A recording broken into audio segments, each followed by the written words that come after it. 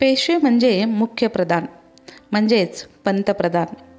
पेशवेपद शिवरायांच्या बालपणापासूनच होते, भलेही ते अनौपचारिक का असेना.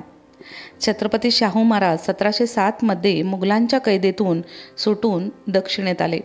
तेव्हा त्यांना राजकारण आणि शासन यांचा अनुभव नव्हता.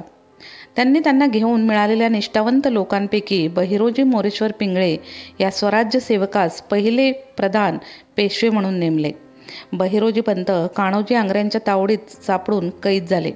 तेव्हा बल्लाळ उर्फ बाळाजी विश्वनाथ भट, जे पूर्वी शाहूंचे मुतालिक आणि सेनापती होते, त्यांना शाहू महाराजांनी 1713 पेशवे केले. बाळाजी पंत 1720 म्हणजे मृत्यूपर्यंत पेशवे राहिले.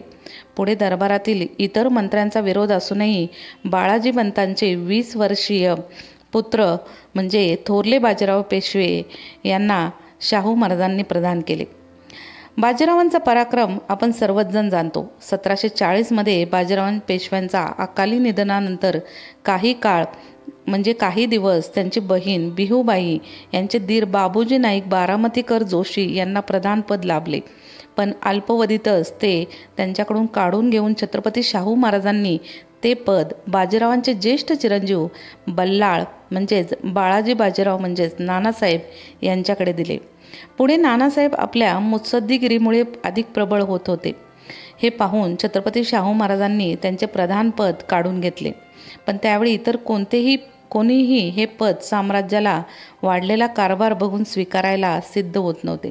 तेव्हा छत्रपतींनी पुन्हा नानासाहेब हेच आपले 5वे पेशवे नेमले.